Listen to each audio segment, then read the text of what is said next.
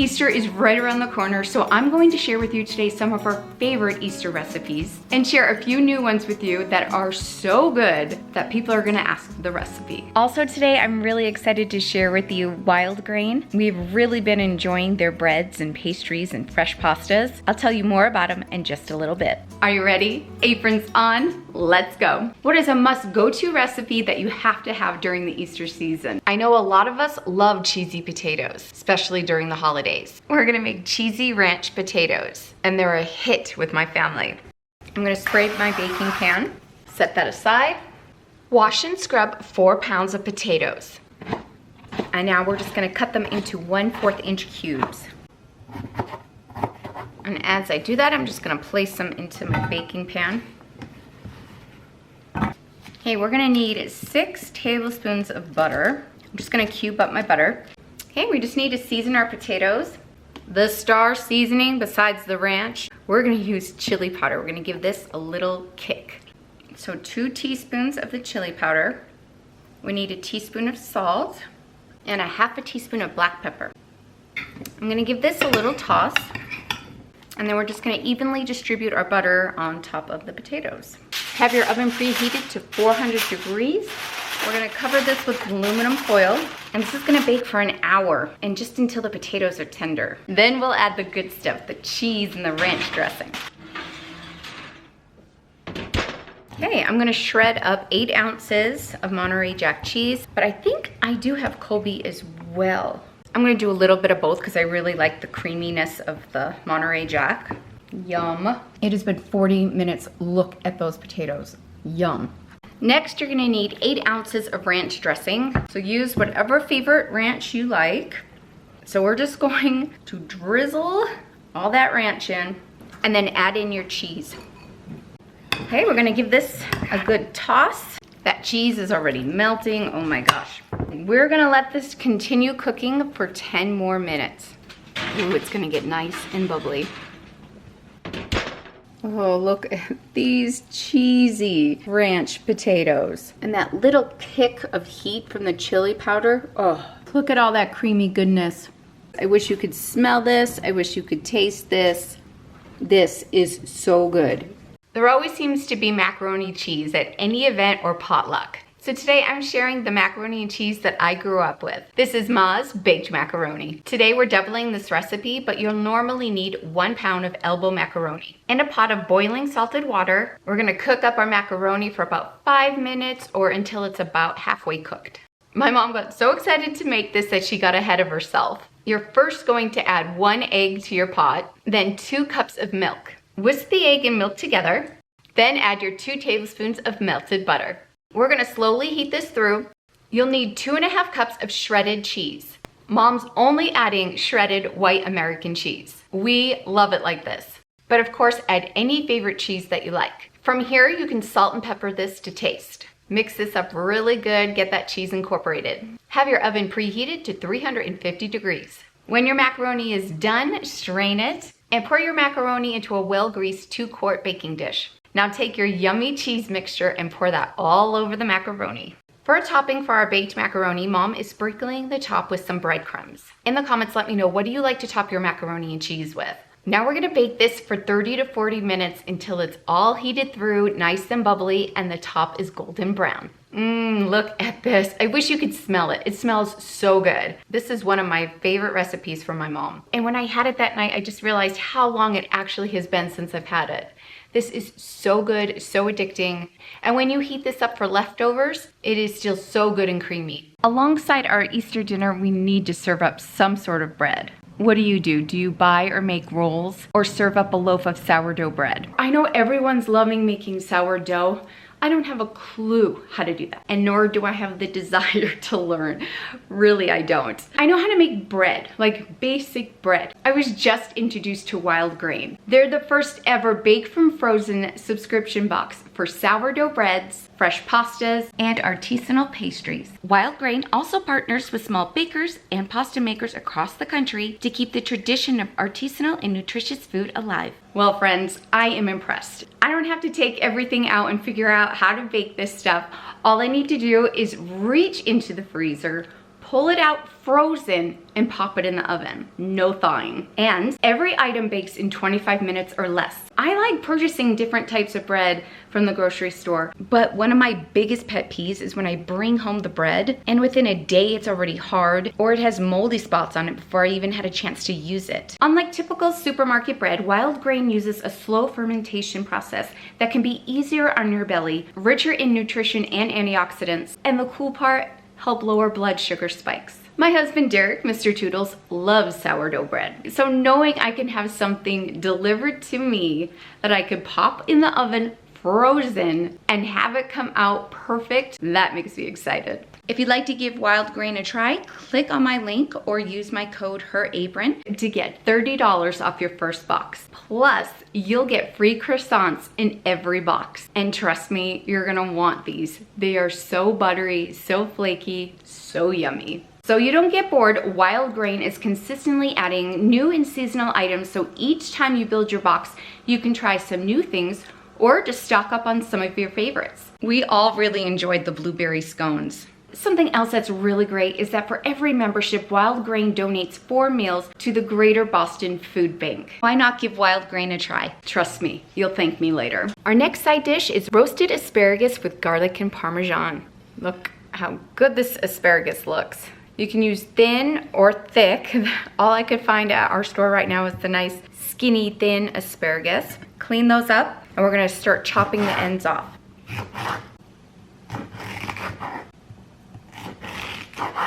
Ooh, our asparagus is ready. Let's get our baking dish ready as well. We're gonna spray this with some olive oil baking spray. Okay, add your asparagus. I'm also going to drizzle my asparagus with some olive oil. I'm gonna sprinkle this with some sea salt. And then of course, we need some garlic. I love garlic. You can't go wrong with garlic.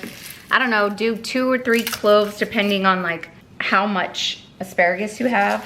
I probably have almost a pound or about a pound. Garlicky, yes. So I have shredded Parmesan cheese. You could sprinkle your asparagus with up to like 1/4 cup. I just always eyeball this. So have your oven preheated to 400 degrees, and we're going to roast these for about 12 minutes or until they're about fork tender. Ooh, yum, let's go.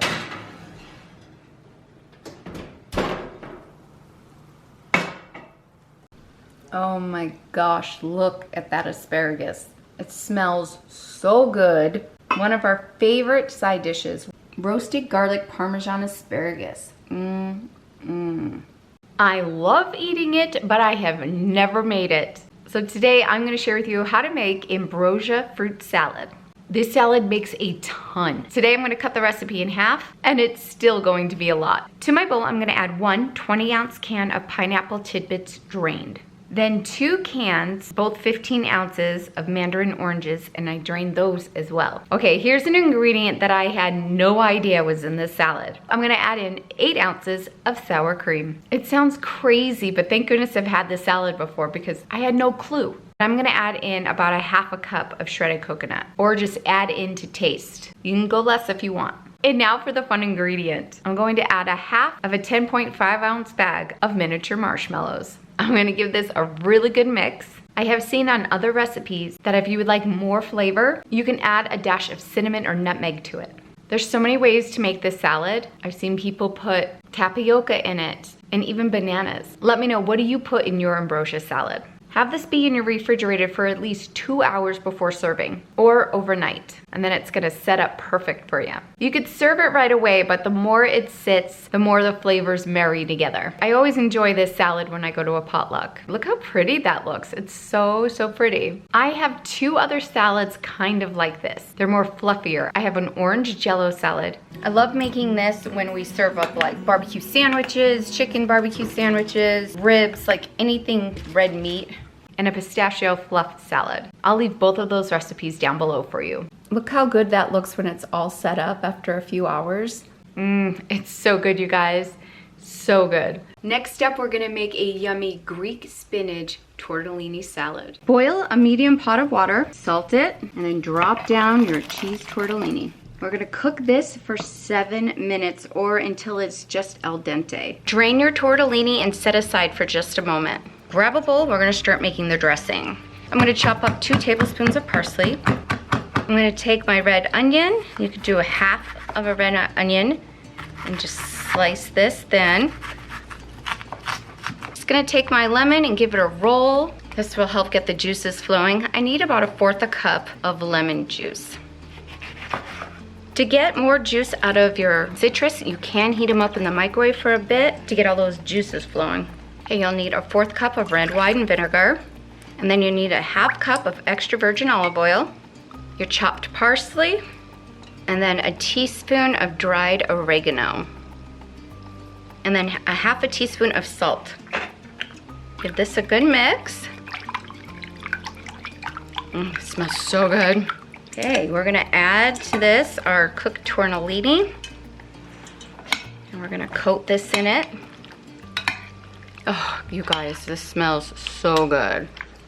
We're gonna cover this and put this in the refrigerator for about 2 hours. This is going to marinate and be so good. I'm gonna take my hard-boiled eggs and quarter them.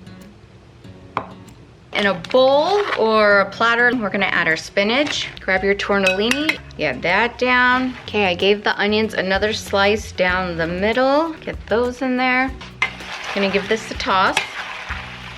You'll need a cup of crumbled feta cheese and give that a toss.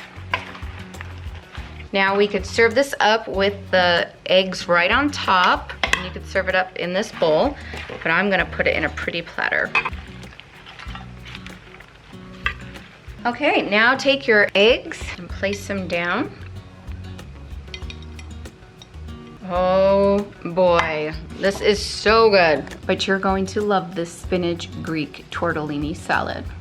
In the comments, let me know, do you usually have ham at Easter? I know a lot of people do. I love making it in the slow cooker. I've shared this recipe many times on the channel, but it's so easy to make. To the bottom of your slow cooker, add a layer of brown sugar. Place your ham flat side down on top of the brown sugar. We always do spiral cut.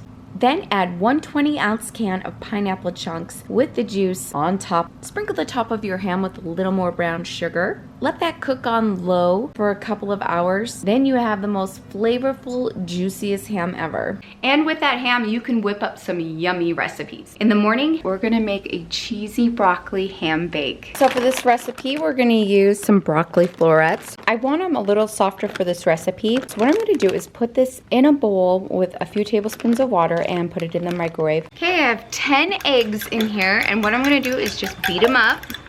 I have my cooked broccoli, 2 cups of that diced ham. I have some mozzarella cheese. You can use any cheese really in here. In my fridge, I had some green onions. Let's get some of that going on in here. We're gonna do some pepper, seasoned salt. All right, and then I'm gonna pour my egg in. It's gonna look like it's not gonna be enough egg, but it will. The oven is at 375 degrees, and this is gonna bake for 45 minutes. Oh yeah. Can you hear that sizzle? Oh my gosh, it's gorgeous. This is an easy little egg broccoli ham bake that does not take any time at all. The brown sugared ham, the flavor of it just makes this almost like decadent. It's just so good. You can also make these into little egg muffin cups. You can also freeze it after this point, but this is a great make ahead and freezer meal. Maybe you don't do ham and you love having pork roast or pork tenderloin. This next pork recipe is going to have you going back for seconds. Let's gather our seasonings to make our rub. Let's go over to the counter. We're gonna add all our seasonings in this little bowl. So we're gonna need a teaspoon of the paprika, a teaspoon of the garlic powder, a 1/2 teaspoon of the onion powder, a 1/2 teaspoon of the thyme, salt, and this is just by taste, and some black pepper. Now let's grind up our rosemary. We need about a 1/2 teaspoon, but you're not gonna go wrong with rosemary. Okay, we're gonna pat dry our tenderloin. Take some oil. I'm using olive oil. This is actually roasted garlic olive oil. So I'm just going to drizzle this on each. Okay, we're gonna rub this seasoning on the pork. Okay, once that's done, we're gonna heat up a pan with some olive oil and we're gonna sear this. Ooh boy. Okay, we're not done yet. We're gonna put a glaze over the top. Okay, we're gonna need a 1/4 cup of honey, and we're gonna need 3 tablespoons of soy sauce. You will need a tablespoon of Dijon mustard. You'll need about 4 cloves of garlic minced. We are going to do a tablespoon of olive oil. Whisk this together. It smells so good. All right, we're gonna brush this on. This smells so good, you guys, and it's not even in the oven yet.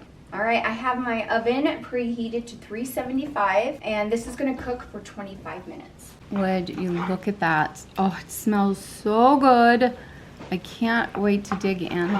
And now I'm going to drizzle this on here. Oh yes, get in my belly. Yum. This next side dish could actually be a dessert. Let's make a pineapple pretzel salad. So I'm gonna pour some pretzels into this bag. We're just gonna crush them up until we get about 2 cups. Take my rolling pin, crush them up.